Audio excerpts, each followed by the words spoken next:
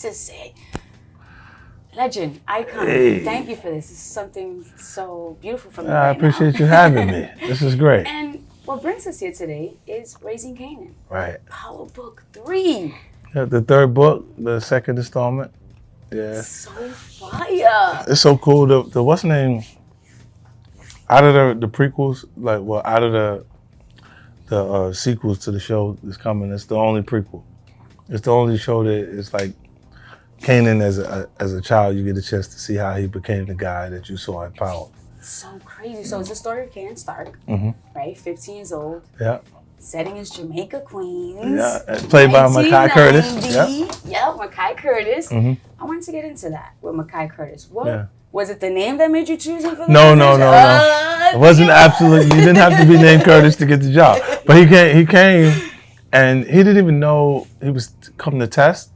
And he was reading with Bettina Miller, and she kind of she punched him, she was punching him because she came in with all of this. She just was so ready that it's she's a Tony Award winning actress, right. So she come on all the way prepared, ready, and Mekhi just came to this thing. He was like, "Yo, I'm gonna be really ready next time." He's trying to come with some shit, But it was fun. I watched him. In the early stages, they came in the test, and then I was like, he definitely is gonna work, to be able to do it. And then it was because he had these eyes, he looked like a fighter too. He had the big, he had the same shit Mike Tyson got going on, the big puffy eyes and shit. Usually it's from getting hit a couple times. But he already had the same look and everything. And then when he got into playing a character, he was smart enough to understand that he wasn't the Kanan that I played. Yes. Because that's the end. That's after all the things you go through make you who you are. That's right. And after his experience, the traumas, the things that he went through, he turns into that guy. But you see him, and you get a chance to experience his loss of innocence. Man, I gotta get into the way you're really producing this and writing it. That's good. That's coming a little later. Let's get into Jamaica Queens. The fact that going back home, right? Was it? What were the advantages and the disadvantages of filming? I feel excitement from them from when they're actually filming and people saying, "Yo, the trailers, everything is down," because they've in basic projects at the time, so the trailers is all over the place and they feel the production down there. And then when they get a chance to see it on TV, they're gonna turn up for real. It's just the neighborhood, That's so beautiful. It's so cool to be able to do it. And some of the struggles that you went through back then, talk to us about Jamaica Queens during that time. Yeah, we didn't have much. I grew up with my grandparents. Cause my mom, she got killed when I was 8 years old. I had to live with them full time, and I went and stayed with them. And it was we was living on my grandfather's income. So he was real old fashioned. He's representation of tradition for me. Right. So he would just come and give my grandmother this check. And I never understood that growing up. I was like, "You just gonna give her the whole check?" He was like, "Yeah, what's the matter with you?" And then later, as an adult, he'll tell me, he said, "You couldn't see it and you won't understand it because you was a baby." He said, "But when I gave your mama the check, he said, when I gave your mama the check, it stopped her from looking at things I couldn't give her. Because she was aware of what was really there, it made my responsibilities her responsibilities. So she had to pay the bills. And because she was paying the bills, she knew she may require some black pumps because when we look good, we feel good. That's right. But she may not necessarily have to have red on the bottom. It may not have to be Christian Louboutin, the expensive ones. It may just have to be nice black pumps for her to wear. If she knows what financially you can bear, she don't feel deprived because she can't have them at that point. If you're being frugal for us, then you're saying, "No, I don't need those right now." You crazy? No, I don't need that. I'll get a pair of these or something else that's there, but they look nice, same 6-inch heels and stuff, but they're not Christian Louboutins, and just give me those. I'll be fine with that. And if you understand where you're at financially, you make the logical decision. That's right. Versus if you didn't have an understanding because he was handling things, then you could feel deprived. You could feel like there's something else out there that you're not experiencing. Super genius. Seeing other people. He looked at it and analyzed that. And going into the story of Raising Kanan, the fact that it's the single mother, right, raising him. I'm hearing that story about grandma, and he wasn't single, but just seeing the struggles, right? Because my grandma raised me too, my grandparents, and it's seeing that struggle that you see grandpa going to the store every day, doing his thing in the business, grandma running the situation. So, with a single mom, and I think it's like that anyway for mom versus the dad. When it's a male child, mommy's everything. You know what I mean? And it's almost, look, if I had a female child, the female I'm involved with has to reprimand her because I'm not going to be any help in that area because she's my princess. This is my baby. I'm not going to, come in. Leave my baby alone. I don't care what she did. She set the house on fire. I don't care. Leave my baby alone. You know what I'm saying? Like, it's just, the little girl, I'm just going to just pound because then finally, she is me, right? So, you know, if we've had these relationships where at points we're unsure, no matter what you've invested in them, that it's going to still be there. She would still be me regardlessly. So this is why when a guy has the daughter, he can put anything on her. Like, now I can buy her all the shoes that you wanted. What you want? I mean, you want that? You want the diamond necklace? You could get that right now. Come on. But the necklace too big for her. But you put it on her neck because you're like, no, I'll get it to my baby. No, the baby gonna get it. You do that because that relationship is not going to change. She's going to, forever, you're going to be a dad. Forever, she's going to be your baby. You know, but the woman, she could decide later, Lord knows how long, this is not fulfilling enough. Right. And she's on her way in a different direction and you feel like she just went left on you. Yeah, but you know, that's there. That could happen. So, the way you talk about everything, getting back to the cast, you know, we spoke about Makai Curtis. Now we're seeing, I mean, you've created all-star cast. Yeah, whether it was something that we didn't know the artist, when, you know, the actor, when he came in, we know him now, you know. But now we're dealing with a little all-star kind of cast, right? This is, it feels like the stars lined up for me on Raising Kanan. Omar Epps, he's always delivered. Like Omar Epps. Tina Miller, Tony Award-winning actor. Got Joey. Quincy. Got Joey Badass. Joey Badass. Oscar Award-winning talent. You know, he won a short for Distant Strangers, and he's getting ready to show them his long-form performance in Raising Kanan. So they're gonna see that he's the real deal. He's sharp out here right now. And Quincy did his thing. You know, there's so many cool people in it. Any surprises? Huh? He's always face. Yeah, some surprises. We got some surprises for you. Yeah, like there's certain things that you know, they give me the messaging points and they say, don't say this, and don't say that, and don't say this. So I can't give everything up. So talking about surprises and not being able to give stuff up, let's kill the rumor about Cain Tahira being Kanan's.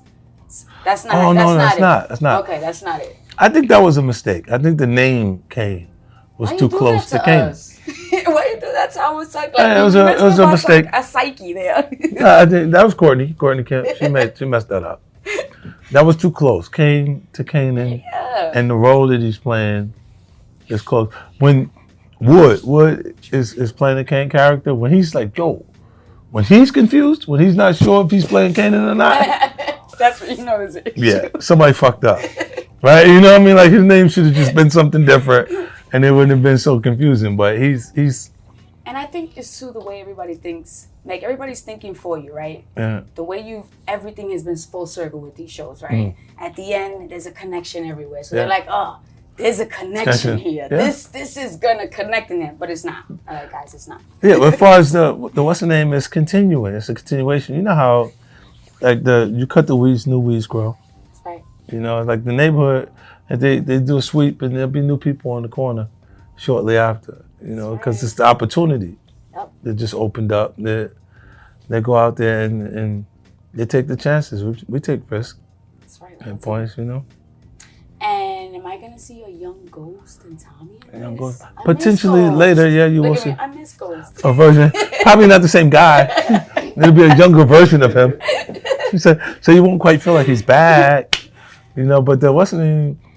There's potential that you'll see young Tommy, young Ghost, and Breeze, because you already showed you the relationship between Kanan and Jukebox, with Economic Rose, her character and power.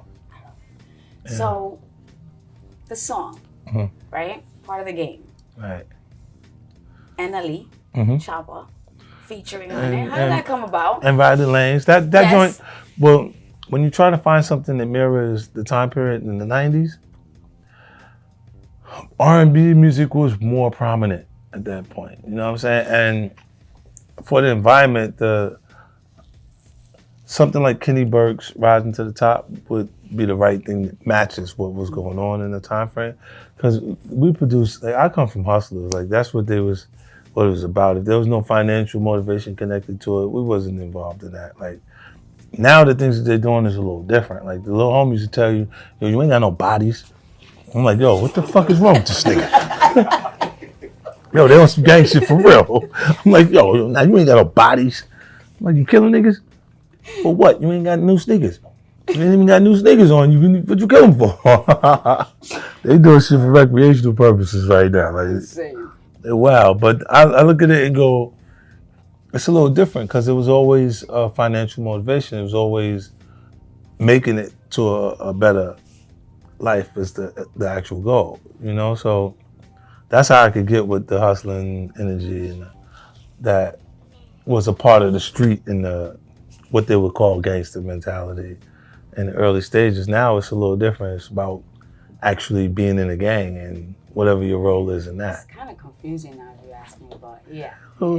Yeah, I watch them. It's a little different. Like you see the things that they're attracted to are a little different, you know? A lot different. Yeah. Times has done changed. Yeah. So, we had a Kanan tape, right? Yeah, Kanan tape. Kind of crazy. First of all, when that theme song for Power. Okay, yeah, it worked. Really worked. Oh my God, when you changed it, I was one of the ones that would type. Yeah, it was fucked up. Yeah, you make mistakes. Everybody make mistakes. When I saw 2 weeks later you put it back, I said, and I went to Twitter and everything, I said, okay, he listened to the video and put it back. There was no reason to argue. What's wrong with me? So is there a soundtrack coming out with all It was working. Was the song working? It was, oh my God, I love the song. The Trey Songz version was going up the charts. And then I go, well, I'm fighting with him though. For if they want that one, just give them that one. Yeah. They put it back, and I put it back on the show. And sometimes that completes. It's like, think back to, all those shows from back in the days. Yeah, and ain't nobody changed the song from Sanford to Son. Exactly. I didn't think about that before I changed the song. You know what I'm saying? Like, I was looking at it like, yo, I got a new idea. Trey sitting right here. Trey, sing this. Do this. We're going to do this one. And, yo, this is going to be hot. We're going to put this on the show when it come back. And they was like, nah, we want it back the other way. Yeah. And I just put it back. You know, like, I thought it was cool. Like, the youth, the younger audience would be attracted to me and Trey Songz versus me and Joe. And I was right, but it was the wrong timing to do that. You know, so I put it back, you know. But this in Raising Kanan, we did with Riding Lanes in NLE. I had met NLE before that, and he was in my office. I met him in the office, we talked a little bit. And then he has since built himself even further, built up more. And I was like, see, he's on the edge of breaking at that point. And I was like, that'd be cool. Put me established artists at the front, and then put the new artists they're both getting ready to break, both him and Riley. So it's a cool chemistry, and it worked. It did, is there a soundtrack coming for all of this? For Raising Kanan? There's so many things. I gotta look, another record coming off of the BMF soundtrack. Yes. BMF will have a whole musical soundtrack connected to that one. Yeah, so it's different. There's so many people connected. That story is connected culturally, BMF. So you'll see more involvement from other artists. Like I got 42 Doug, him and he already sent something, him and Jeezy on the record. I like it with 42 Doug though. You don't really need Jeezy, you just need 42 Doug. I'm just trying to convince him to take that nigga off the record and just rock, because his shit is hot. Like, the other shit, we can do without that shit. You agree. Oh, yeah. All right, so I have to ask. The psyche that goes behind, the psychological, the way you write. From Tyreek, bro, if I seen him in the street at the time when the first power, I was gonna hurt him. How you know what I'm saying? I mean, he's a great actor. He was able to, he totally hit what he was, but I feel there's something genius behind what you're writing there. The Tommy, Ghost, now we see Kanan. What gets you into that mode of writing? You've always written, right? I feel like we still live in Get Rich or Die Trying. Like this is a whole. This is a Get Rich or Die Trying universe. But look at this. Look, this is the whole. A big part of it is it's not me actually writing. Like Courtney Kemp is an amazing writer, right? She, like Sasha Penn. Sasha Penn is the writer showrunner for Raising Kanan. You can tell them a story and they'll go, wait, say that again? And that piece right there, they're going to take it and you'll see it show up in the series. You know what I'm saying? Everything else that was there, they heard it, but it didn't strike them as something significant enough for them to put it in the story. So they take the coolest pieces of things that you said and work them into the story. And when it comes out, it just feels great because I tell them, look, you got to be comfortable carrying a baby for 9 months, and then when it's born, it's my baby. Because publicly, people feel like it's my shit, like it's 50's show. So, and them feeling like that is why they're tuning in. So if you turn that off, your shit is like everybody else's shit that's in the streaming, and it probably is not going to be a hit. Some of the shit that came out was decent, it was cool, but it didn't have anything to drive people's eyeballs to it to make them interested in it enough to go check it out. And if they had the right person or the right source driving that attention, they would have probably did better. Or Yeah, totally. Because it's definitely the relevantness of just the way we all see 50 and everything. Yeah, no, this shit is FUBU. This is for us by us. That's right. You look. Nobody in music has developed a television production career. Like none of them have been able to consistently make things that, television shows and things that are up to standard. Like Master P was probably first in film that was making his own shit like that, but he didn't keep the quality up. He sacrificed it when he knew that he would do the same numbers, whether he did it on a camcorder or if he did it on professional film. So he did his thing, but he exploited first, and then when you follow up behind that, I just make sure the graded quality of it is up to standard, so I don't lose the audience at any point. Nah, we're there. You got us plugged. So July 18th, STARZ, Raising Kanan, Power Book 3. I mean, I'm so excited about I'm excited too, man. I can't wait for it to come on so everybody can get a chance to check it out. And I'm not just being kid about it. Like, no, I'm sincerely so excited about this. You are really killing it out there. Yo, I can't wait. I think it's an amazing opportunity. I appreciate it.